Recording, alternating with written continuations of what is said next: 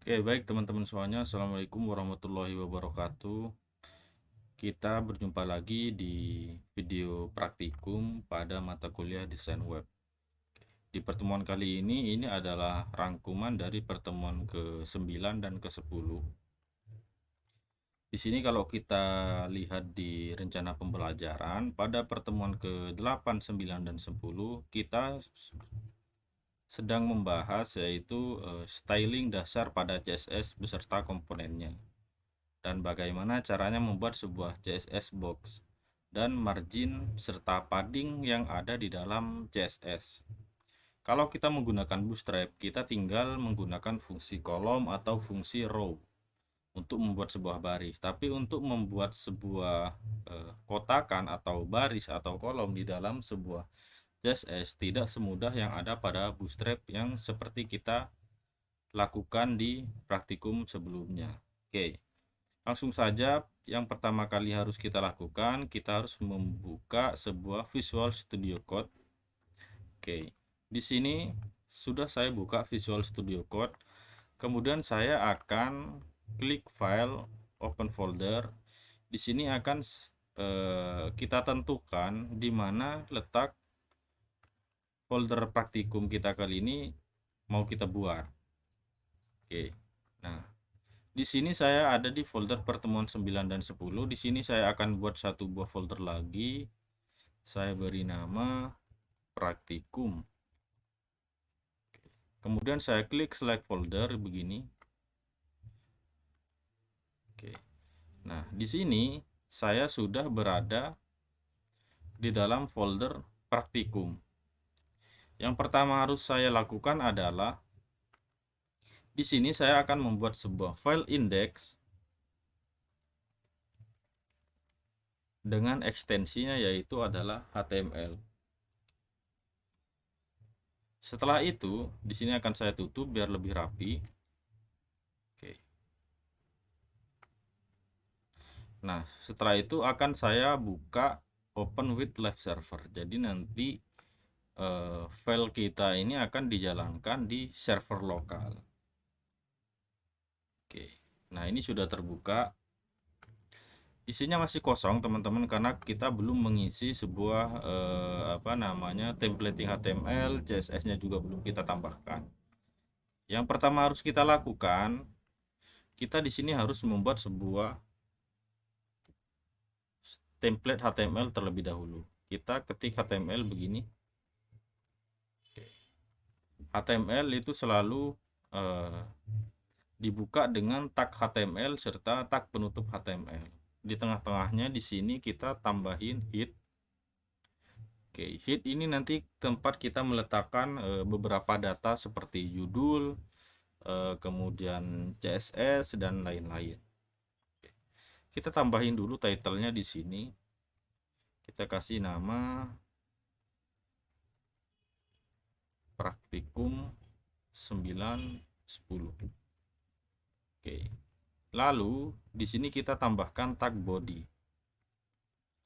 Tag body ini nanti di mana semua komponen yang ditampilkan di halaman web itu nanti kita harus meletakkannya di dalam sini, teman-teman. Contohnya misalkan saya kasih H1 hello.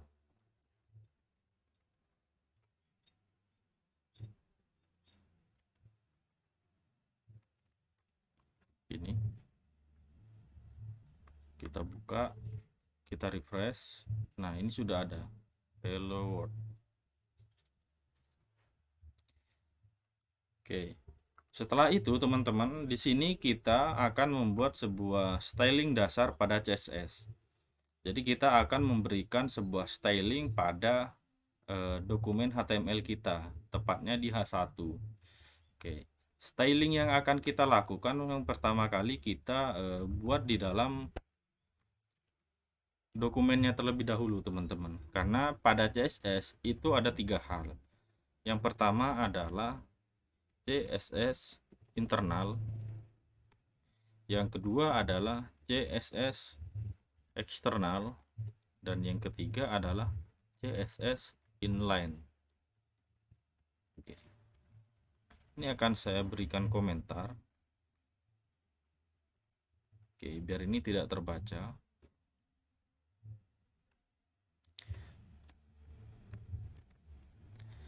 Yang akan kita lakukan terlebih dahulu adalah CSS internal, teman-teman. CSS internal itu seperti ini. Oke, misalkan kita mau menambahkan styling di sini.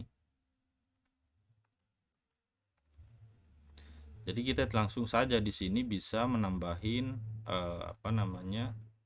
misalkan kita mau merubah warna. Style.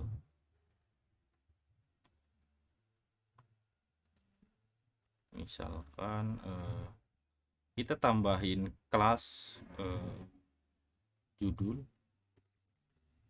kelas hello misalkan begini.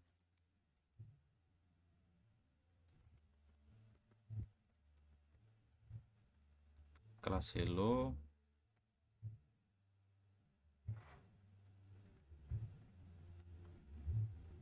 color, kita tambahin warna brown begini, teman-teman.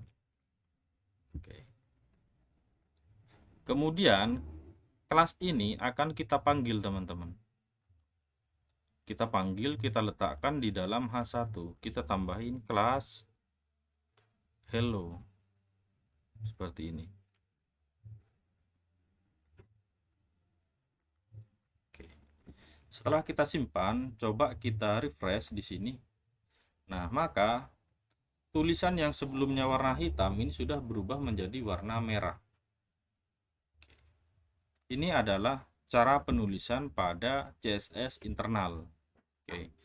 Kenapa disebut CSS internal? Karena CSS-nya ini ditulis di dalam dokumen HTML ini, teman-teman. Jadi di internal dokumennya gitu. Oke, misalkan kita mau nambahin lagi nih. Oke. Setelah dikasih warna, misalkan kita mau nambahin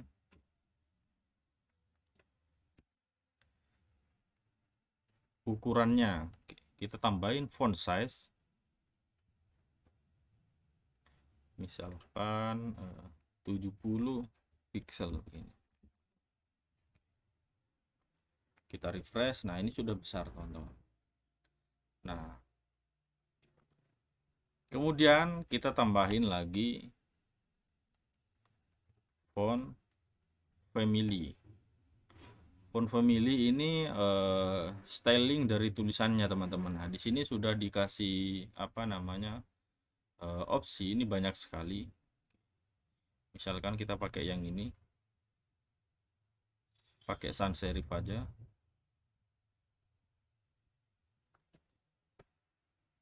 Nah, begini. Nah, ini sudah berubah, teman-teman. Oke, misalkan kita ganti yang lain.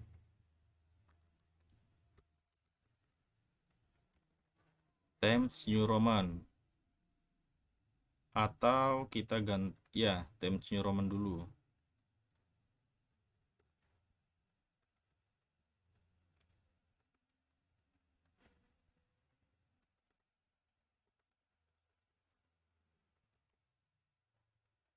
Oh, sorry. Ini ada petiknya. Oke. Nah, ini. Nah, ini sudah berubah menjadi tulisan Times New Roman, teman-teman. Kalau kita inspect di sini,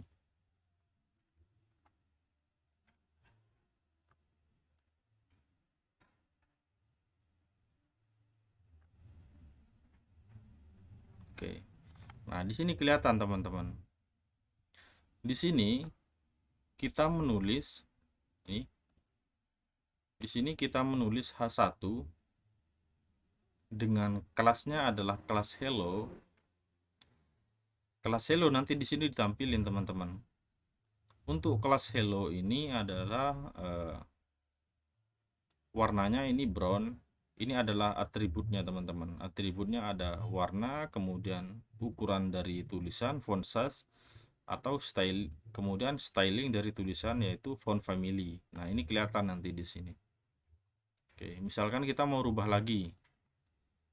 Jangan Times New Roman, kita mau ganti Arial.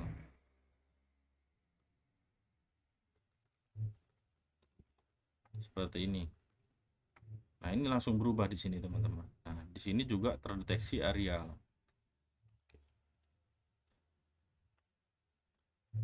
Kemudian kita juga bisa menambahkan komponen lain, komponen kelas lain di sini nanti, teman-teman. Jadi kita bisa nambahin di sini. Bisa nambahin selain kelas hello. Misalkan kita buat satu buah kelas lagi. Kelas misalkan kelas margin gitu. Atau gini, ukuran.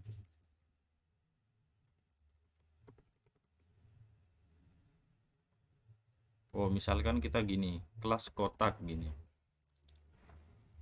Kita kasih atributnya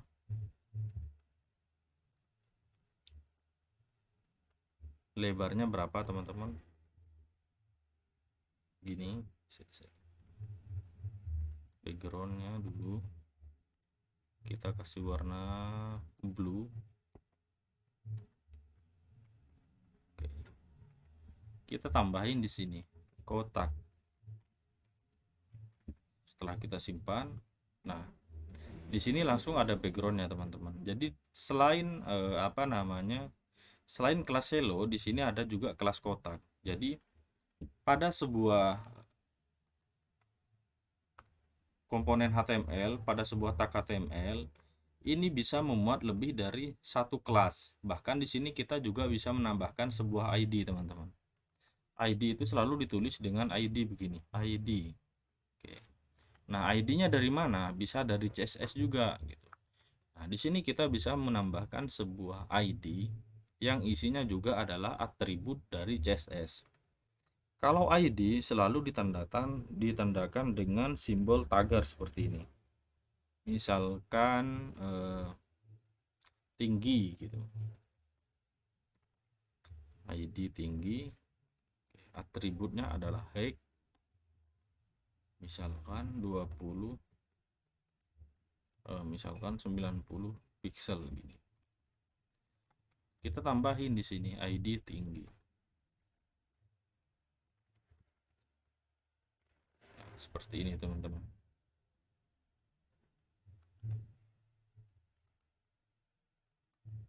Oke, nah di sini tidak terjadi perubahan apapun. Nah, sebenarnya ini rada ini sudah rada tinggi di sini.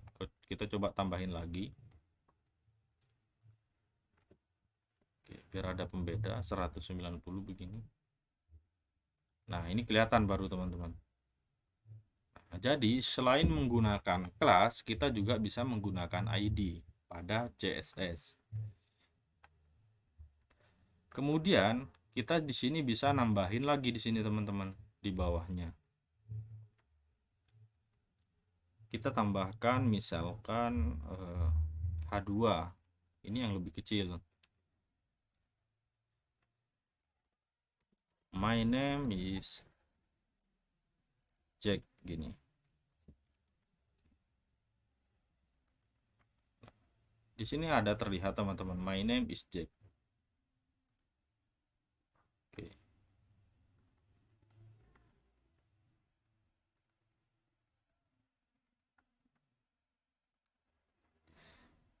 Ini sudah terlihat my name is Jack, namun pada H2 ini dengan tulisan my name is Jack ini belum mempunyai atribut apapun, teman-teman. Belum mempunyai styling pada CSS.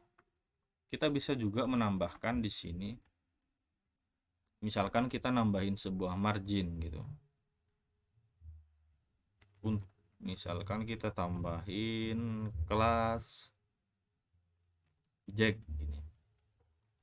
Jadi penulisan kelasnya itu sembarang, teman-teman, sesuka hati kita. Tapi biasanya kita dalam menuliskan nama kelas itu biasanya menggunakan kelas yang general gitu. Misalkan dikasih nama kotak atau dikasih nama bulatan seperti itu. Oke. Nah, kita tambahkan di sini margin. Kita tambahin warnanya terlebih dahulu biar ada bedanya. Color aqua begini. Kemudian kita tambahkan di sini kelasnya. Kita definisikan kelas Jack gini. Kita cek. Nah, di sini sudah berubah. Kemudian kita bisa menambahkan juga backgroundnya teman-teman. Kita tambahin backgroundnya di sini. Background color kita kasih blue violet begini. Nah, ini sudah berubah.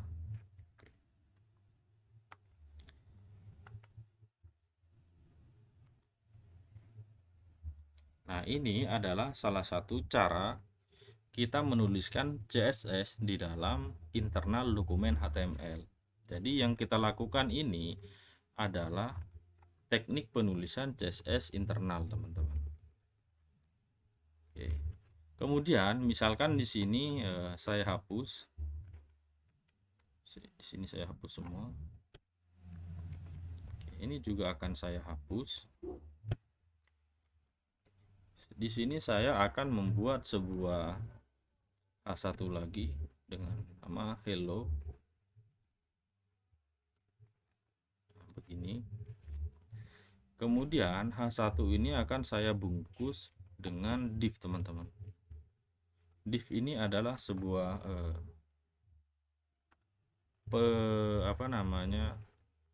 pengumpulan dokumen. Jadi sebuah bukan dokumen, teman-teman.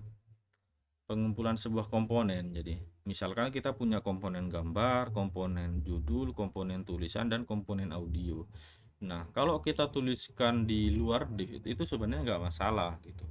Tapi lebih bagus, lebih rapi itu dituliskan di dalam div gitu. Dan secara indexing itu lebih mudah dilakukan indeks oleh Google kalau scriptnya itu rapi, teman-teman.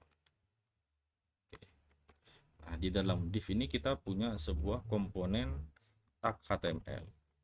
Kita tambahkan kelas di sini. Nah, namun di sini belum kita tuliskan kelas pada CSS-nya. Di sini kita bisa nambahin begini, teman-teman. Misalkan kotak begini atau box. Kita bikin di sini kelas box.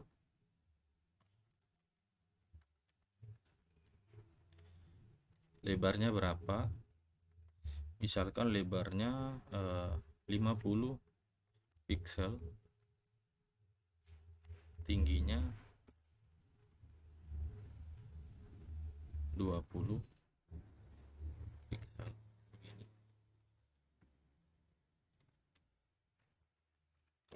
Background colornya kita kasih warna, nah kita kasih warna hijau yang ini.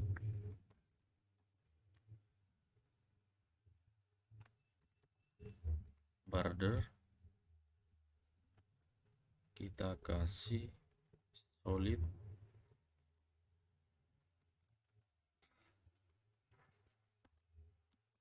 1 pixel begini.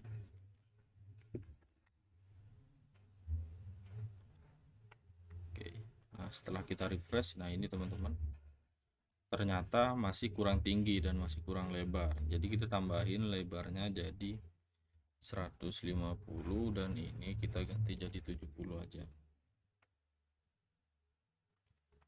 Nah, setelah kita refresh, nah di sini kita sudah berhasil membuat satu buah kotakan, teman-teman.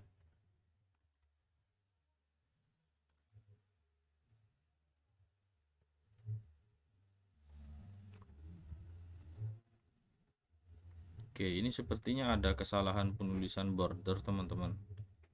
Sebentar.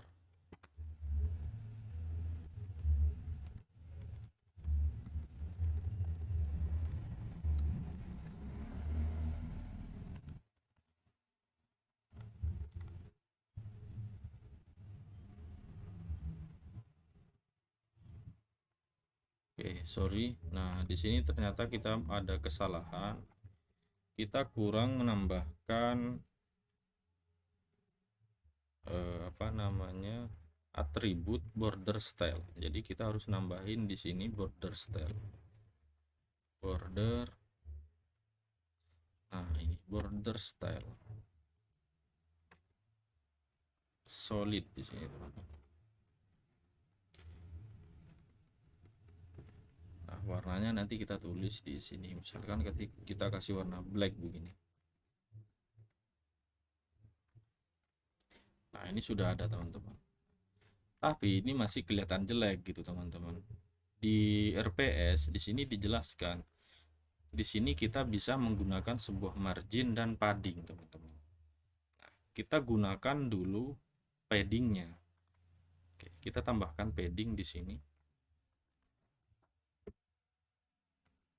Padding 3 begini.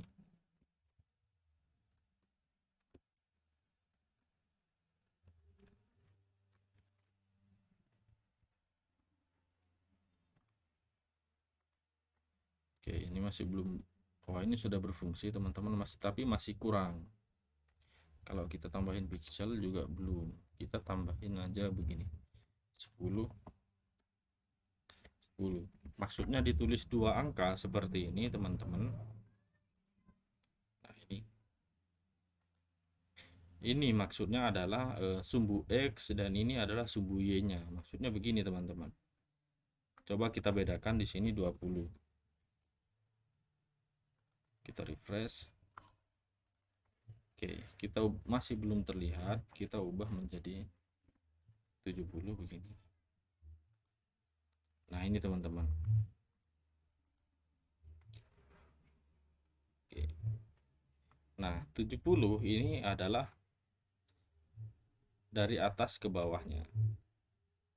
Kemudian yang 20 ini dari ini yang ke samping, teman-teman. Misalkan di sininya kurang, ya tinggal kita balik aja, teman-teman. Jadi begini 20, ini 40. Oke, nah jadi begini. Ini kurang ke tengah. Kita tambahin jadi 50. Oke, masih kurang dikit lagi. Kita tambahin jadi 60. Nah, ini sudah lumayan terlihat berada di tengah, teman-teman. Nah, di sini kita sudah berhasil membuat sebuah box, teman-teman. Oke. Dan kita juga berhasil menambahkan sebuah padding. Oke. Bagaimana kalau kita mau membuat 2 buah box? Oke. Ya, kita bisa gandakan di sini, teman-teman. Ini kita bisa copy paste begini.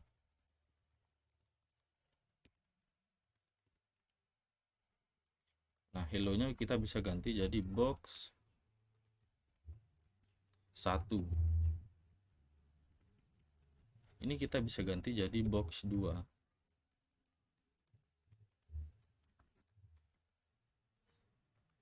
Nah, di sini kita sudah punya 2 box. Namun di sini, teman-teman, masih terlalu mepet. Nah, di RPS di sini dijelaskan bahwa kita juga bisa menggunakan sebuah margin, teman-teman. Margin itu adalah ukuran spasi dari box pertama ke box kedua. Coba kita tambahin. Karena kelasnya di sini sama-sama box, maka di antara box ini kita kasih sebuah margin di luarnya, teman-teman. Kita kasih margin. Nah, begini. Kita kasih misalkan 30. Oke. Nah, ini sudah ada marginnya. Jadi sudah bisa terpisah, teman-teman. Oke. Yang kita lakukan di sini adalah penulisan dari CSS internal, teman-teman. Lalu bagaimana, Pak, kalau kita mau membuat sebuah CSS eksternal? Kalau mau membuat sebuah CSS eksternal, misalkan kita di sini sudah menuliskan seperti ini, teman-teman. Kita simpan terlebih dahulu ini. Saya komen begini. Nah, ini hilang stylingnya. Di sini CSS internal ini sudah down begini. Kita akan membahas sebuah CSS eksternal. Di sini kita akan membuat sebuah folder dengan nama CSS. Sorry, ini belum berbentuk folder. Kita delete. Kita buat sebuah folder dengan nama CSS. Nah, di dalam folder CSS ini kita buat file baru dengan nama style.css. Jangan lupa ekstensinya itu harus .css teman-teman. Jadi biar teridentifikasi bahwa script yang ada di dalamnya ini berupa script CSS. Nah, kalau dia sudah benar ekstensinya, seharusnya di sini logonya sudah berganti menjadi tagar. Kita tinggal pindahin aja di sini teman-teman. Kelas yang ini saya uncomment. Saya pindahkan ke file yang ini, style.css-nya ini. Saya paste di sini. Oke. Setelah itu ini akan saya hapus dan akan saya hubungkan.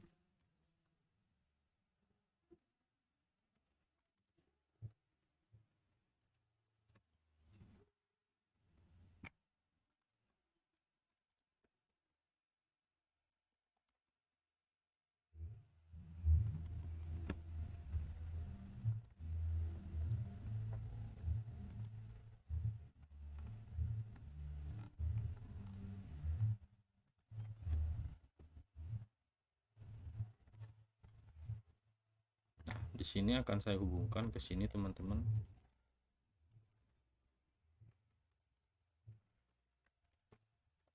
Link ini.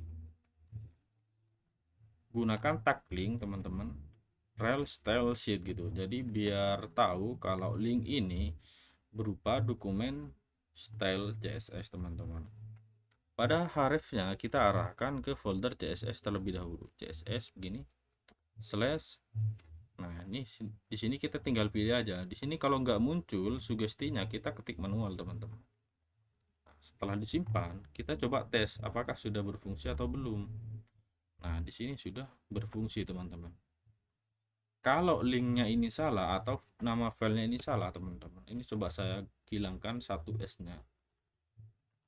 Nah, ini gak akan berfungsi dan di sini harus benar teman-teman, harus teliti. Nah, ini adalah cara penulisan dari CSS eksternal. Jadi bedanya CSS internal dan eksternal itu hanya CSS-nya pada CSS internal itu ditulis di dalam internal dokumen HTML.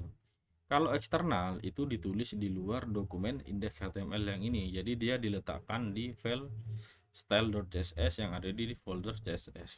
Kemudian di linkkan ke sini gitu. Oke. Pembahasannya sudah selesai untuk CSS eksternal. Kemudian kita akan membahas tentang CSS inline teman-teman. Oke. Di sini misalkan begini teman-teman. Saya mau buat sebuah div baru di sini. Div di dalamnya kita kasih tulisan span begini.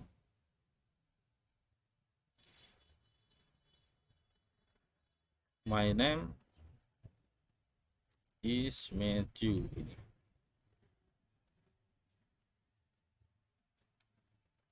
Nah, ketika kita buka di sini teman-teman, nah di sini ada my name is Matthew.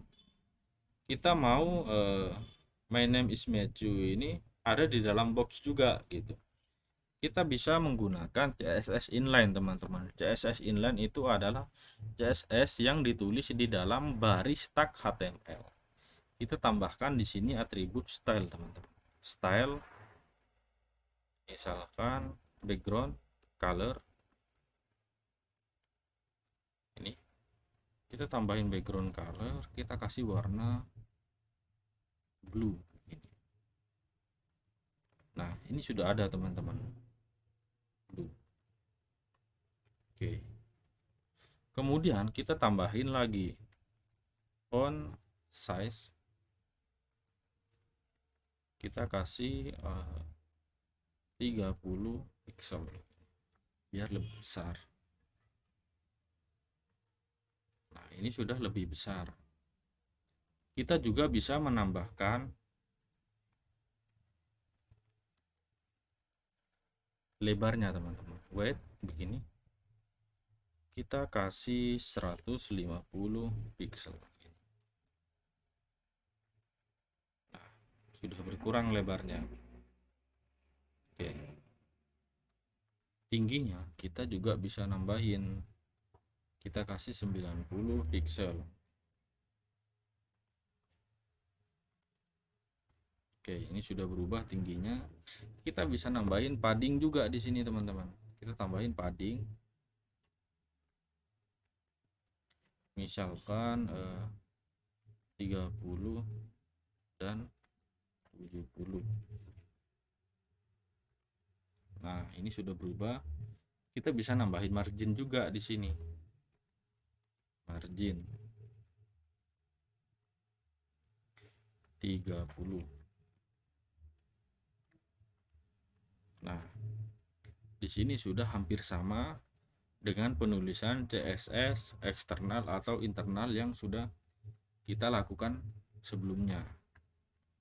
Oke. Jadi di sini sudah ketahuan bedanya, teman-teman. Kalau CSS internal, oke. Ini misalkan saya bedakan begini. Kalau CSS internal itu ditulisnya di sini nanti, teman-teman, di dalam tag HTML. Kalau eksternal nanti dia ditulisnya di style.css di luar folder index HTML-nya. Jadi dia ada di luar atau eksternal dokumen. Kalau CSS inline, jadi dia ditulisnya di baris tag HTML div-nya atau bisa di span. Intinya di semua baris, tapi itu harus berada di dalam tag HTML. Misalkan mau ditulis di span di sini, nggak masalah, ini juga bisa. Coba kita pindahin. Oke. Saya cut, saya letakkan di sini. Oke. Kemudian saya coba refresh. Nah, ini juga bisa, teman-teman. Nah, tapi rada berbeda dengan yang sebelumnya. Karena seperti yang sudah saya jelaskan, penulisan sebuah tag HTML itu harus dibungkus menggunakan komponen div, teman-teman. Itu bisa lebih bagus gitu. Nah, jadi ini akan saya kembalikan ke asalnya. Saya letakkan lagi di sini. Oke. Nah, baik, sampai di sini praktikum kita tentang styling dasar CSS beserta komponennya dan CSS box, margin dan padding ini sudah selesai, teman-teman. Silahkan nanti teman-teman presensi di kolom komentar dan di e-tol gitu. Jadi teman-teman wajib menuliskan namanya di kolom komentar. Silahkan kalian tuliskan nama dan NRP begini. Oke. Terima kasih, sampai jumpa di praktikum berikutnya.